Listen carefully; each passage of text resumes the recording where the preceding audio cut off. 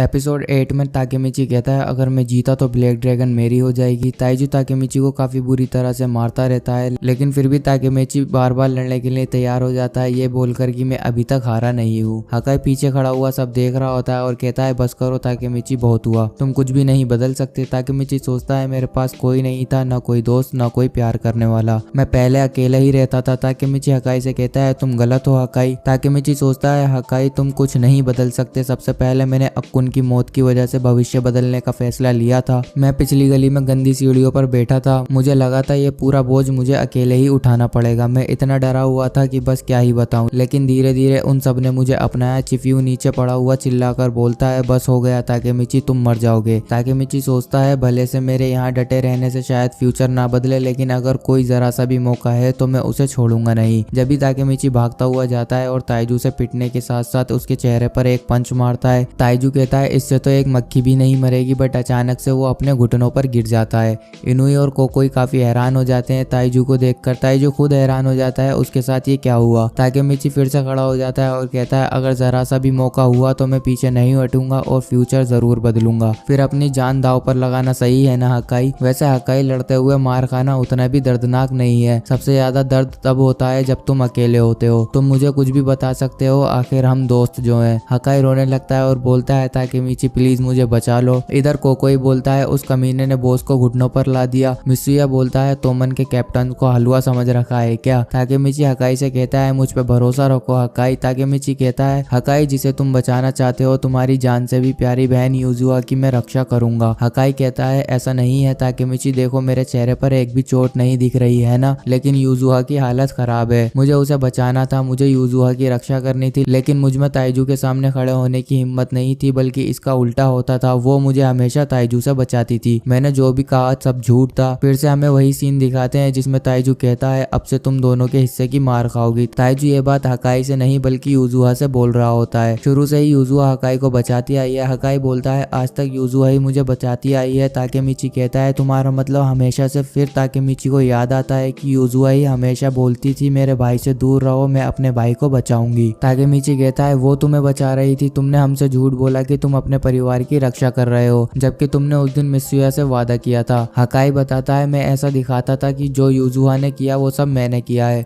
चिफ्यू बोलता है तुम तो काफी बड़े कमीने निकले। इनुई कहता है लूजर कहीं का। यूजुआ उठ जाती है और कहती है बस हुआ हकाई और कुछ मत कहो। कोकोई कहता है एक लड़की के पल्लू में बच के रहना पहले ही इतनी शर्मनाक बात है। यूजुआ चिल्लाती है और कहती है तुम्हारा इससे कोई लेना देना नहीं है, ये मेरा फैसला है, हकाई को कुछ मत कहो। हकाई कहता है मुझे माफ कर दो ताकेमिची, ये सब मेरी वजह से हुआ, मेरे झूठ की वजह से तुम सब यहाँ फंस गए। मैं ताइजू से बहुत डरता हूँ, इसलिए उसे मारने के अलावा मेरे पास और कोई रास्ता नहीं था। मैंने अपनी कमजोरी से भागने के लिए सब कुछ किया। ताकेमिची कहता है हकाई तुम कमजोर हो, लेकिन ऐसा मत समझना कि तुम अकेले कमजोर हो, मैं तुमसे भी ज्यादा कमजोर हूँ। मित्सुया बोलता है तुम सच में कमजोर हो। पता नहीं मैं किस जोश में था जब मैंने कहा था कि जिंदगी से नफरत करने का कोई मतलब नहीं है, जबकि असलियत में तो मुझे खुद की जिंदगी से नफरत है। एक दिन मैं इस सबसे इतना पक गया था कि मैं अपनी दोनों बहनों को घर पर छोड़कर भाग गया था। जब मैं घर आया तो मेरी माँ ने मुझे जोर से थप्पड़ लगाया, लेकिन उसके बाद उन्होंने मुझे प्यार से गले लगाया और मुझसे रोते हुए कहा इस सब के लिए मुझे माफ करना। तो तुम अकेले नहीं हो हकाई जिसे भागना पड़ा, हम सब कमजोर हैं इसलिए हमारे दोस्त हैं। ताकेमिची बोलता है हम इस छोटे से झूठ के लिए तुम्हें अकेला नहीं छोड़ेंगे, तोमन की यही खासियत है। हकाई अपनी ब्लैक ड्रैगन की जैकेट उतारता है और बोलता है सब पीछे हट जाओ, तुम तीनों अपनी हालत तो देखो, तुम सबका शुक्रिया, अब मुझे किसी का डर नहीं है।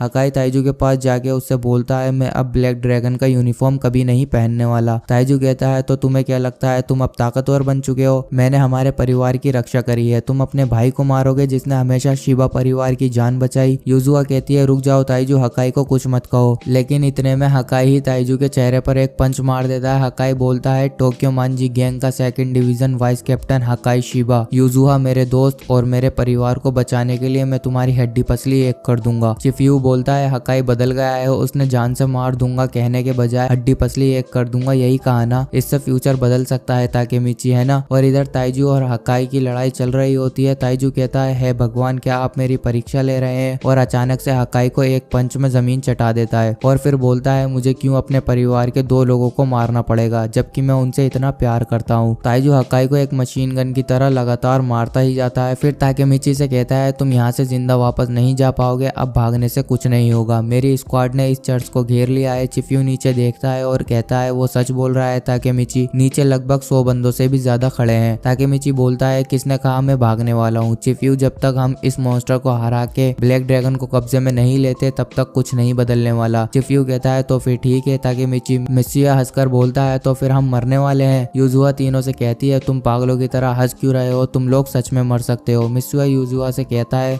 मुझे माफ करना, वो मेरी उम्मीदों के नीचे दब गया, मैं अच्छा बड़ा भाई नहीं बन पाया। तुमने अकेले ही हकाई की रक्षा की यूजुआ, हम तुम्हें वाकई मान गए, अब हमारी बारी है। उसके बाद यूजुआ के कुछ पास्ट के सीन दिखाते हैं जिसमें उसकी मॉम उससे पूछ रही होती है क्या तुम्हें पापा पसंद है। यूजुआ जवाब देती है पता नहीं, मैंने उनसे कभी बात नहीं की, वो घर पर रहते ही नहीं है, पर आप घर की चिंता मत करिए, मैं घर संभाल लूंगी, आप बस जल्दी से ठीक हो जाइए। उसके कुछ दिन बाद ही उसकी मॉम गुजर जाती है। यूजुआ अपनी मॉम की कब्र पर बैठकर उनसे बात कर रही होती है कि आज हकाई का स्कूल का पहला दिन था, आप चिंता मत कीजिए मॉम, मैं सबका ख्याल रखूंगी। और यहाँ यूजुआ के चेहरे की दूसरी साइड पर पूरे चोटों के निशान होते हैं और वो कहती है तो प्लीज मुझे किसी दिन फिर से गले लगा लेना। उनकी मॉम के गुजरते ही ताइजू ने यूजुआ और हकाई को रोज डेली पीटना शुरू कर दिया। उसके बाद हमें जब का सीन दिखाते हैं जब किसाकी ने कॉल करके यूजुआ को ये सब बताया था कि हकाई ताइजू को मारने वाला है और यूजुआ को एक चाकू देकर कहता है हकाई का ख्याल रखना। ताकेमिची बोलता है हम हकाई को बचा कर रहेंगे। फिर चिफ्यू, मित्सुया और ताकेमिची ताइजू, इनुई और कोकोई से भिड़ जाते हैं। ताकेमिची की काफी ज्यादा ही बुरी हालत हो जाती है ताइजू से मार खाते खाते, लेकिन जब ये हकाई उठ जाता है और ताकेमिची को गिरने से रोक लेता है। हकाई ताइजू से लड़ता रहता है और बोलता है मैं यूजुआ की रक्षा करूंगा। यहाँ चिफ्यू का इनुई से लड़ते वक्त पैर मुड़ जाता है। चिफ्यू बोलता है मेरे पैर की बैंड बजी पड़ी है ताकेमिची। इधर ताकेमिची पिटते पिटते बेहोश होने वाला है मगर हकाई उसे पकड़ लेता है और कहता है मुझे माफ करना ताकेमिची, तुम अब और ज्यादा बर्दाश्त नहीं कर सकते है ना। ताइजू कहता है तुम पागल हो हकाई, तुम सब कुछ खो बैठोगे। हकाई बोलता है भाड़ में जा चूतिया कहीं के,